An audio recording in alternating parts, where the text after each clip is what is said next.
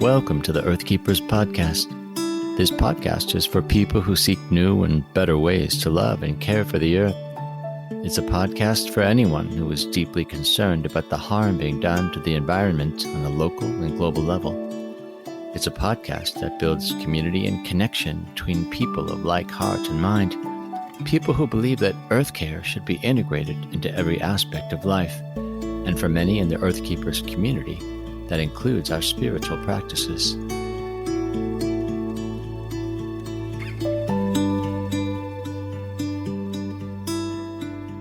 Welcome, friends, to our first episode of the second season.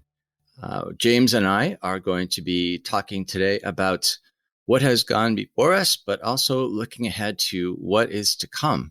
So, James, I'm going to give it to you and ask you to take it away and talk about how we might organize our conversation today.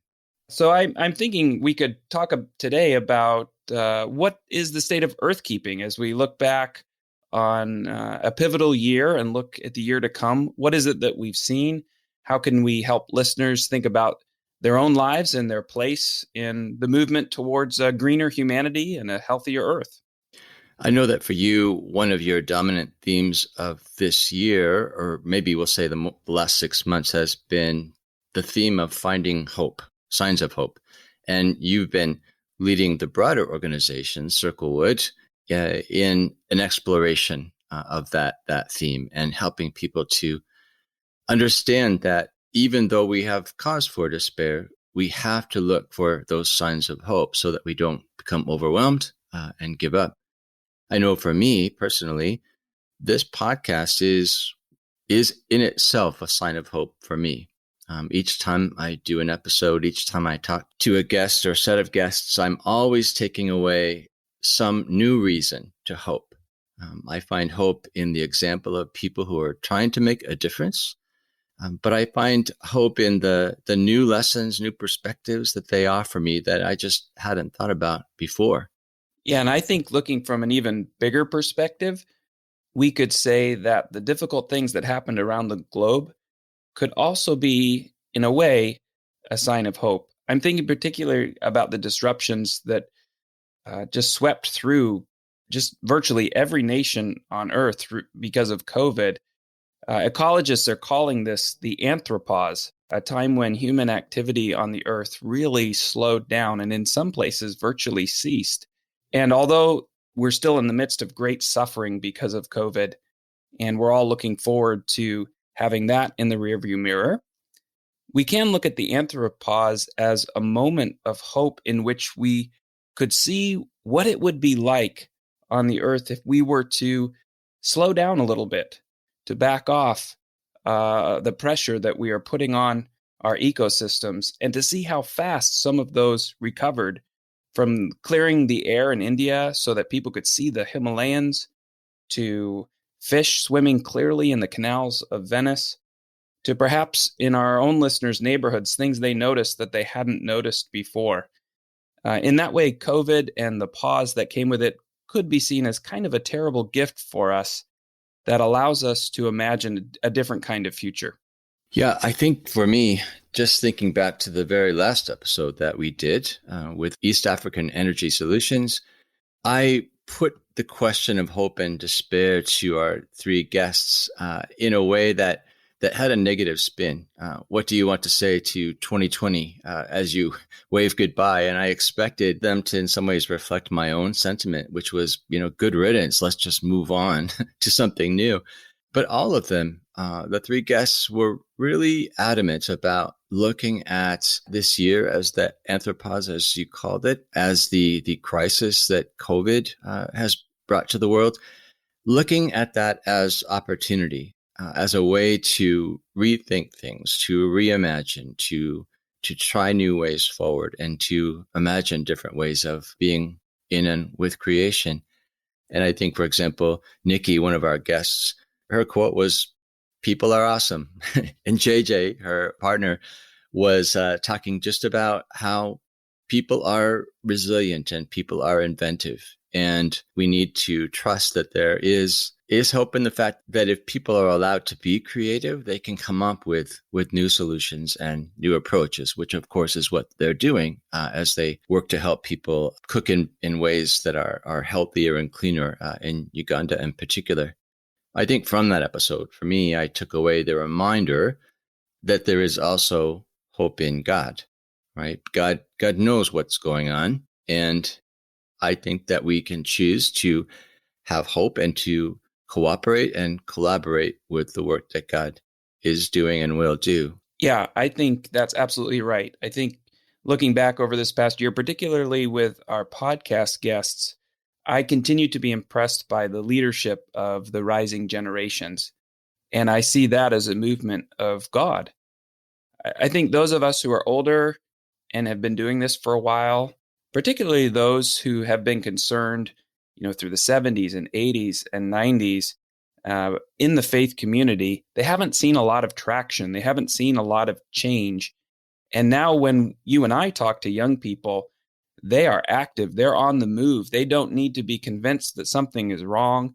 And many of them are taking initiatives like in East Africa with the episode we ended the year with. Those stories abound. And it's exciting to see where young people are going to lead us. And one of the most inspiring episodes of late was actually the episode that I did with Bonnie Cretton and the Forest School that she leads. Her sensibility to that very issue about the potential of new generations to make a difference was very inspiring. And she is so inspired by that thought that she is working with very, very young children to build that sensibility into them from the very beginning, that creation care, earthkeeping is normal. It's a part of everyday life and ought to be. And I just think about kids growing up with that ethos and just imagining how powerful their impact on the world will be in the future.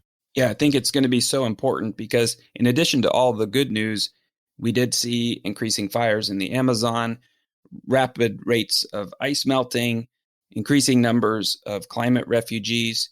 Here where we live on the west coast of the United States, the worst wildfire season we've ever had.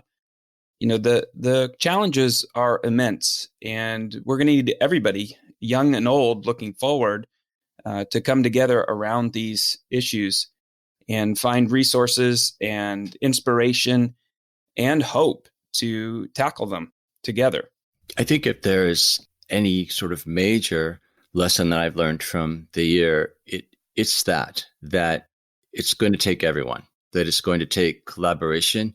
And because, we are talking here about a global problem, it reminds me actually, in part of those moments of despair that I've had, I think about the U.S. withdrawing from the Paris Climate Accord. That's been very discouraging for me.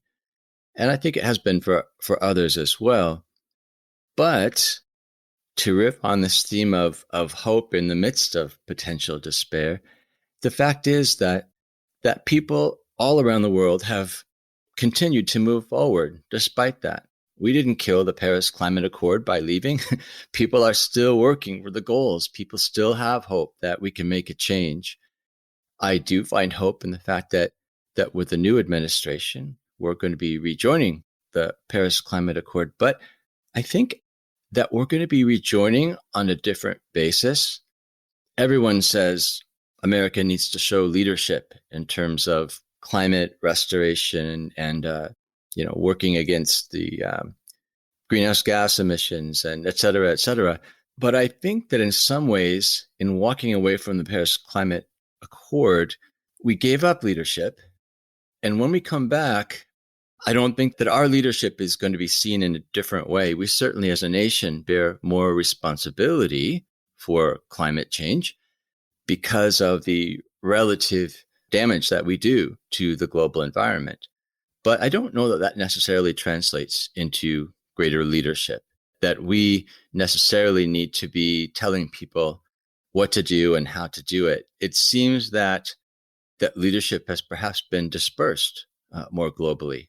And honestly, I think about the example of Debisi Araba, who was talking about an amazing kind of Pan-African collaboration where he's helping to pull so many nations together around, the cause of human flourishing, but also environmental flourishing. And I think in those examples, we see both leadership and we see hope. Yeah, I think like you, Forrest, I've been dismayed at the public political rhetoric and split along ecological lines. But I also think on the ground in this country, that's not reflective of most people in their actual lives, in their neighborhoods, in their communities, in their ecosystems. I think a growing number of people of all kinds of political persuasions understand the need to make change, understand that our relationship to the natural world is not what it should be. We may disagree about solutions, but I'd rather be there than disagreeing about the problem.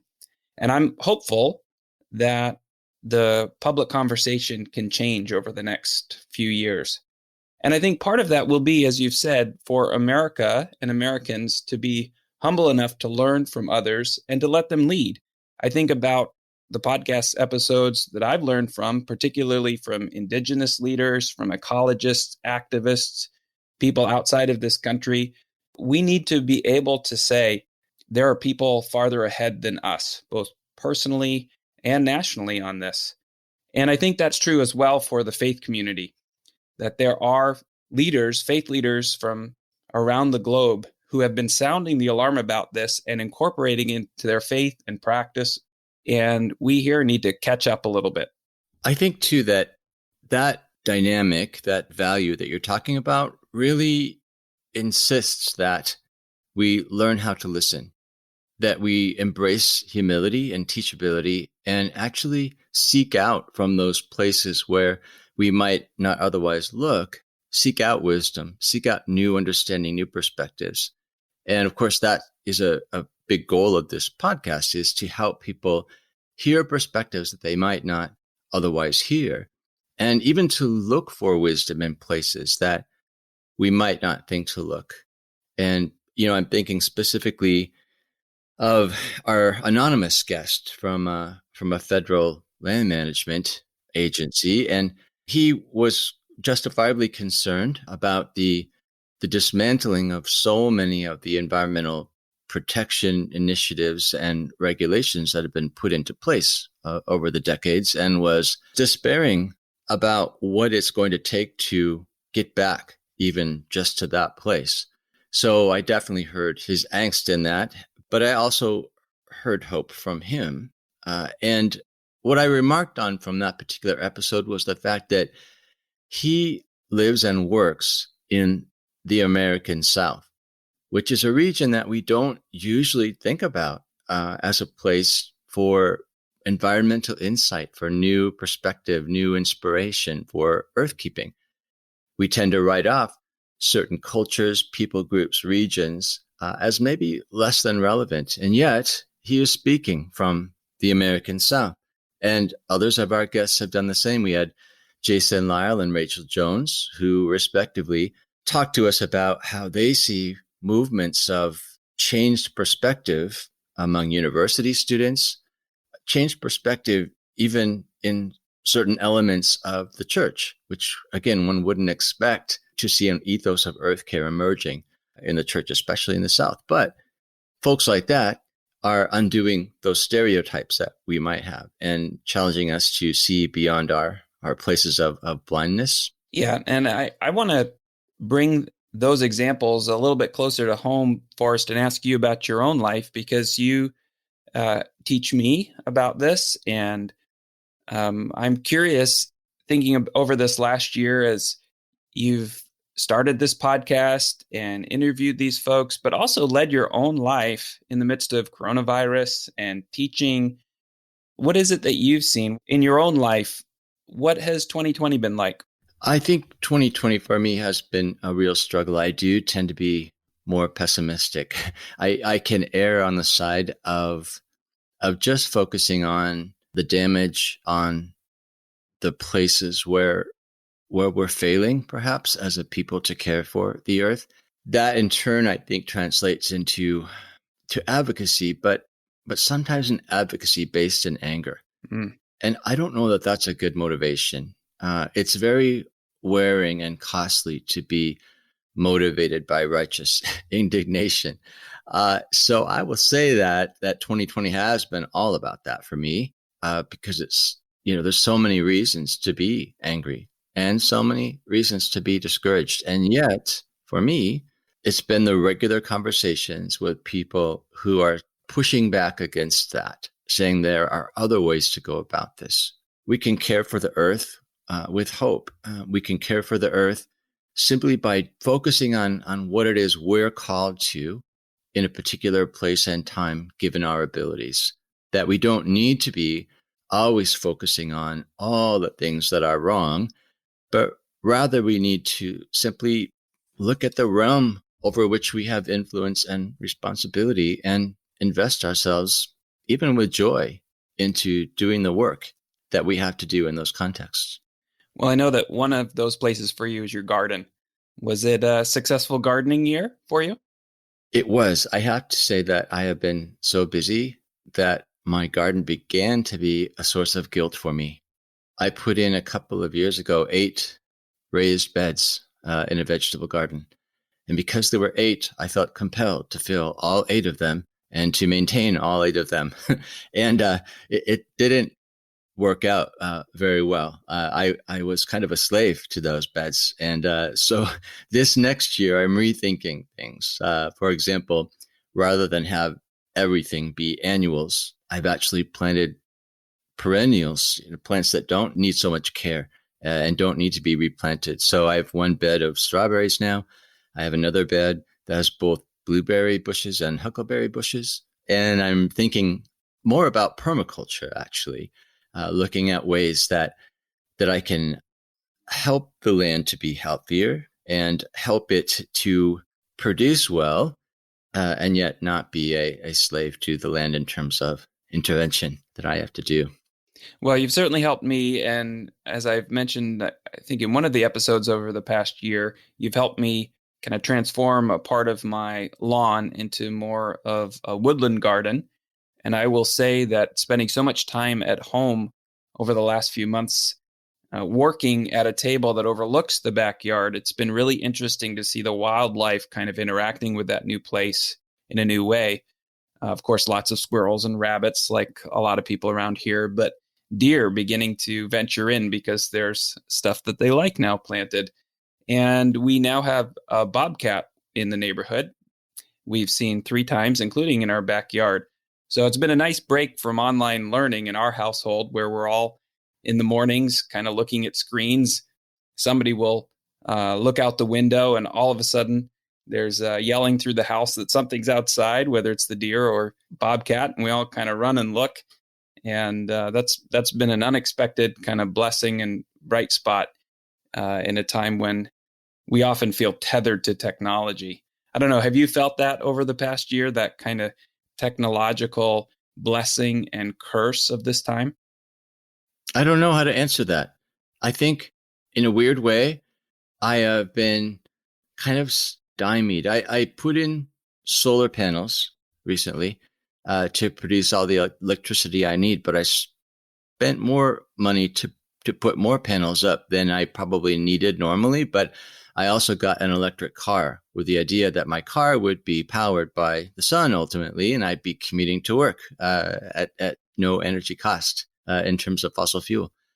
So it's kind of a bummer that I don't get to do my system because I'm always at home. My car just sits in the driveway. In fact, I'm not even sure where all that extra electricity goes. I'm sure it just goes right back to the energy company that sells it. But I would say that having to work from home and stay in place more has definitely opened my eyes, as I'm sure it has for many, opened my eyes to understand about what's really necessary in terms of how we work and where we work, because it's clearly demonstrated now that people do not need to all travel to a place every day to do their jobs. And I suspect that some really good changes are going to come out of this, that our lifestyles will be permanently changed in ways that are in favor of a more balanced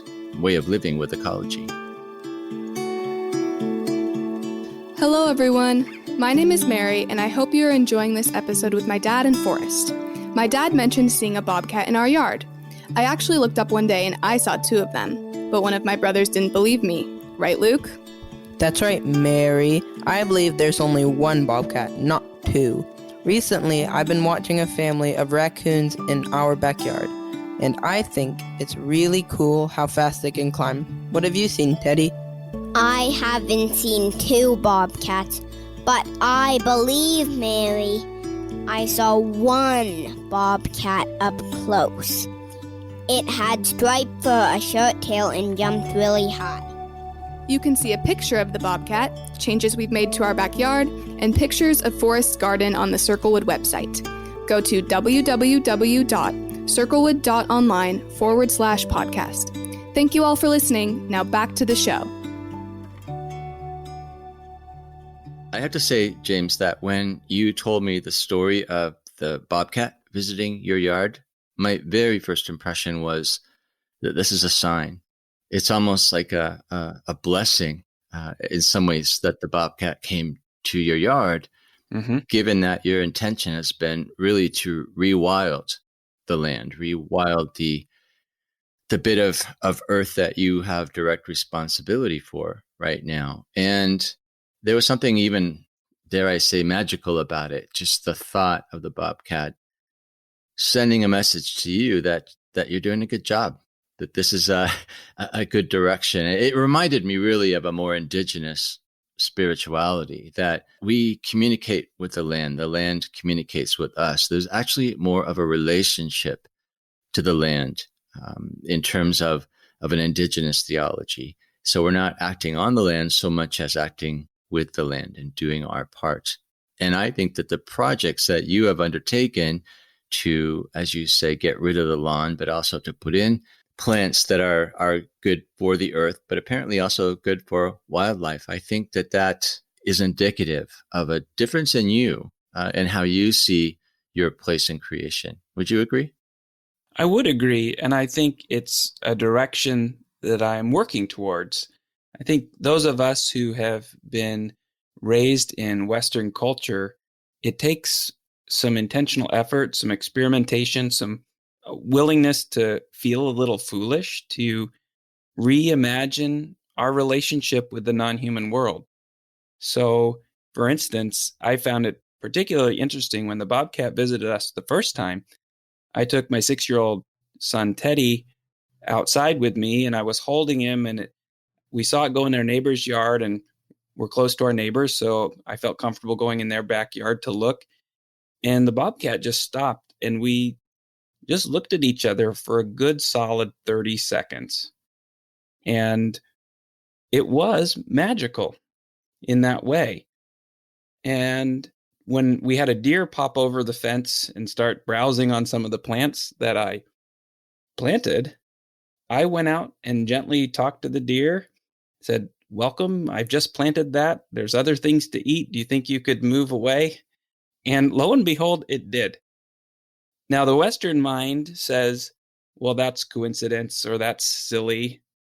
But when you begin to imagine a creative world where we're all interconnected, where we're all, in the language of some of our indigenous friends, we're all kin, it starts to feel reasonable that these connections exist and that ignoring them is the unreasonable part. And I think that is definitely a journey I've been on. Little projects like this help me, little experiments, and again, that willingness to be foolish. And I think there's something in Scripture that talks about the foolish becoming wise and the wise becoming foolish, that occasionally we need to flip the script and do things that feel backwards to us because we've lost our way a little bit. And this is just one of those things I feel God kind of nudging me towards. And it's been really interesting to see it unfold. I think importantly, whenever you talk about your rewilding project, whenever you talk about wildlife conversations that you have, you often also mention your kids. And that feels so important to me, that you are inviting them into that process of learning, or maybe I'll say unlearning, that you're in right now. And we may not see the results of that kind of sensibility that you're building into them immediately. You know that in the long run, it's having a profound impact on how they see their own places in the world, how they understand their own relationship to creation. Yeah, and it's interesting. In my backyard, one of the things that I needed to preserve as I changed the backyard was a place to play for the children. And there's a path running through the upper part of the yard that was there before that we needed to keep. And when I look out and I see the kids playing there, they're part of the wild landscape. I think one of the things we need to do is break down the barriers between the human and the non-human in that way as well, and say we're part of this landscape and this ecosystem, just like other creatures. And it's not us and them. There's a place for us all. And we need to work hard to kind of imagine different ways of understanding that. And I think, to your point, I think children have that naturally, no matter what culture they're part of. And different cultures nurture that to different extents. And my hope for my own kids is that they won't have to work as hard as I might to see the web, embrace it, and interact with it in a different way. I think for me, this year has actually been a year of learning that lesson and finding hope in the new generation. I know that the things we're talking about have been things I've always tried to teach my daughter. At times, she's seemed disinterested. She, has other interests, including art, for example, that she would much rather spend time exploring. However, this year, she is 18 now. And it was interesting to see some of the things that have happened in her, or maybe see the fruits of the investment over the years, because she actually had a friend over, and the friend's comment to her, which she relayed to me later, was, "Your dad creates ecologies."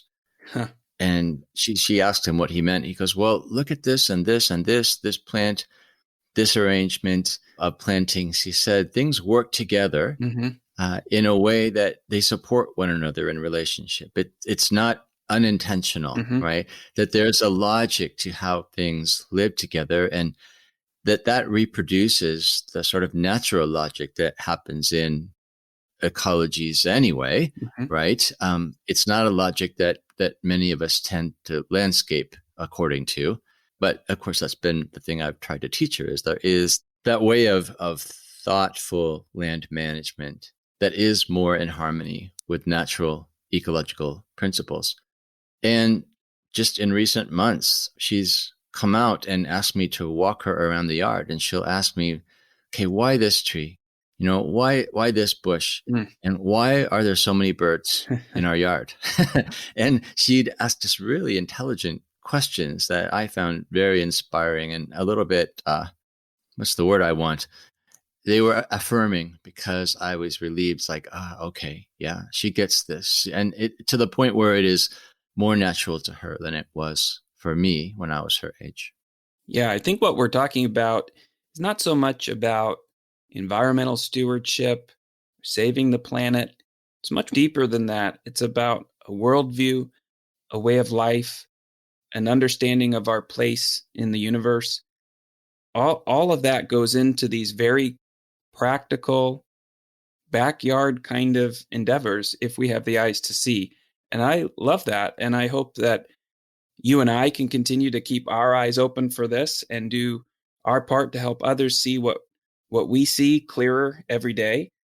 I know for me, being at home so much over the last few months has enabled me to walk my neighborhood over and over again. And at times it's been very boring. But there are other times when I start to notice things that I didn't notice before.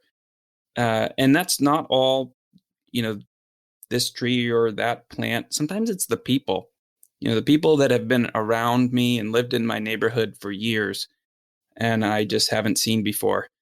And it's made me think, when we emerge from COVID, those are the people in my neighborhood who I need to reach out to and understand how they fit into this place as well. So I think part of what we have the opportunity to do is retrain our mind to see all of the connections that are part of creation, to see the web of being unfolding in our little places wherever we are.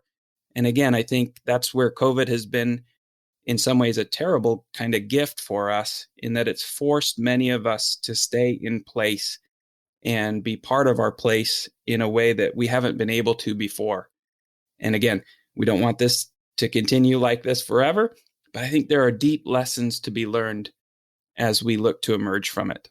And I think that those lessons in part are going to be learned from people like Randy Woodley. Randy would call what you're talking about a decolonizing of your mind, right? Or even a decolonizing of your theology. And he argues for a more indigenous way of seeing the world, but an indigenous way of understanding a theology of creation. So as a Christ follower, he also understands that historically the church has had some limitations in how they understand their place in creation. And he is helping people with a more indigenous perspective to return to a better place.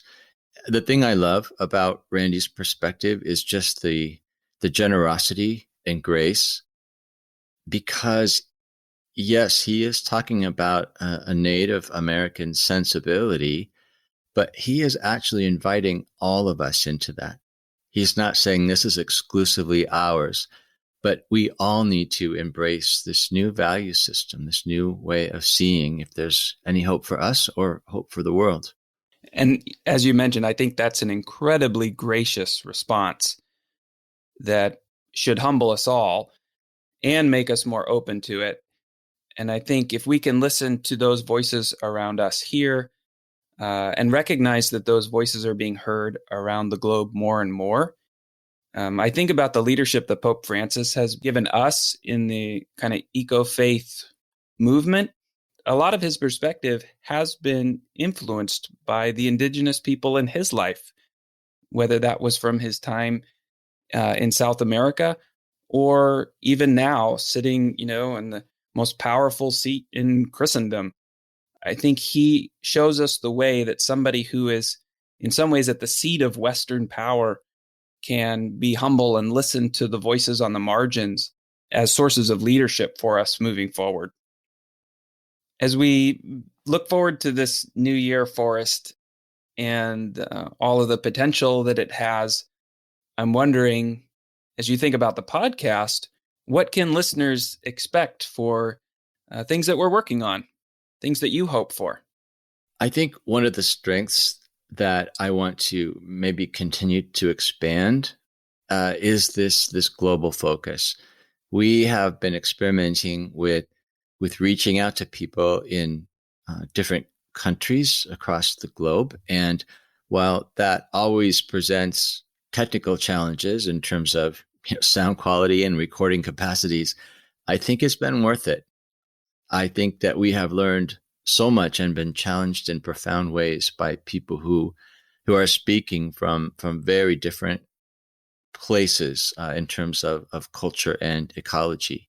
And I think we need to expand on that. We need to do more and more of that. And we are already global in terms of our listenership, but I would love people to understand that our podcast is really one that represents a global community of Earthkeepers. I want to see that dynamic grow. I'm excited to see that grow as well. And I think that will be helpful to listeners to connect to what's happening all around the earth. And I hope that that's encouraging to them. And I'm wondering, Forrest, if you here at the beginning of a new year, when a lot of people are making resolutions, what would you recommend? What would you suggest? How would you guide listeners who are thinking, in this new year, I want to live more faithfully. I want to live a bit more of a healthy relationship with the earth. I maybe want to take one step. What would you suggest to those listeners?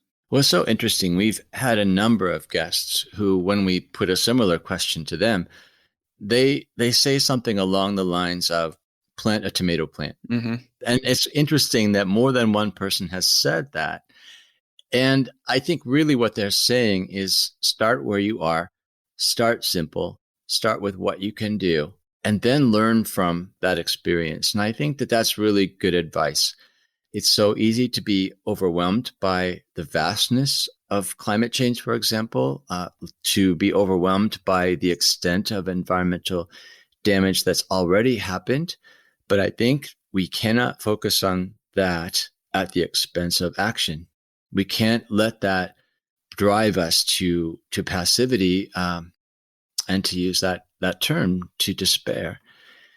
So I think I am taking to heart what many of our guests have said, and that has a lot to do with understanding who you are and what you have to offer, understanding your place and your ecology, understand what you can do in terms of action that will make a difference on a local scale, because that's all we can do unless we happen to have access to these bigger systems. But the starting place is always local. It's always the place in which we find ourselves.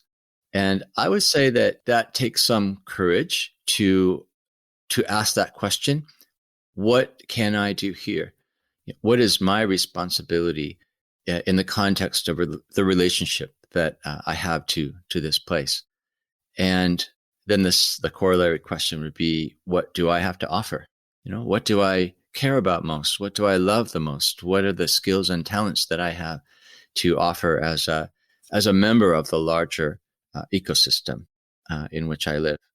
Forrest, I think that's great advice. And wonder if I could put you on the spot and say, as you think of your own life, what are some steps you're considering taking in the year ahead? I would say that my hope at the moment has a lot to do with Circlewood, our parent organization, and also with the podcast. To me, I have been encouraged by the things I've been able to do within the Circlewood framework to the point where I realize I want to do more of that. And so for me, that's probably going to mean some vocational shifts. As a professor, I'm very busy with a lot of things, and I love what I teach, and I love my students. But there has been a question, I think, that I've been looking at, especially as I look ahead to the new year. What comes next? What are the best ways that I can invest my gifts and talents and passions in terms of care for the earth? And part of that has been actually an ever-increasing passion for environmental advocacy that has been growing for me, and I feel compelled to respond to that by making changes that maybe might put me in a less secure place career-wise, but certainly will put me in a more meaningful place in terms of what I've come to care for most and care about most. As you look ahead, James, to the new year, what are the things that you are hoping for in terms of your own engagement with creation, your own advocacy, your own leadership of Circlewood? What are the new things to come? Yeah, I'm thinking of two things. One sort of an action-oriented kind of thing, and the other more internal. For a while, I've been thinking about starting a blog and been making some notes to that direction, and I'm ready to do it. So I've been writing every day now for several weeks and working on what form that will take. I'm tentatively calling it Following Jesus from the Ground Up, and it will be part of what Circlewood offers to folks to help them on their journey. And I'm excited about that. I think more personally and internally, I've been thinking about incorporating more intentional times of prayer and contemplation in my life. Circlewood is a very action-oriented organization, and I am a very action-oriented person. And I've just been feeling I need to balance that out just a little bit with more times of stillness and listening and groundedness so that I'm prepared to lead Circlewood for the long haul, and to just make sure that I'm listening to God, listening to others, listening to my family, and recognizing that even though, we're an action-oriented kind of group, ultimately the future is not in our hands, it's in God's. So I feel like being drawn to be a little bit more grounded in that. I think you will be very interested in an episode that's coming up in February with Hannah Anderson, and she is all about that. She's written a book called Turning of Days, and in that book, she helps her readers to understand ways to see God, to see truth in creation. And she offers a number of meditations, almost more as models than anything else, but she recommends to us a way of being in and with creation that draws on more contemplative practices. So stay tuned for that one. All right. As a committed listener to the podcast, I'm looking forward to it already. That's right. I think that both of us are in a place of hopefulness. Mm-hmm. And I think both of us look forward to some new directions. And I suspect there are going to be lots of lessons that we're going to be learning that we don't know yet. More challenges to come.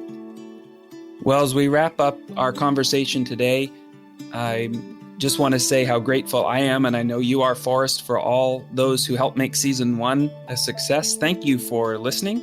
Thank you for sharing this podcast with your friends.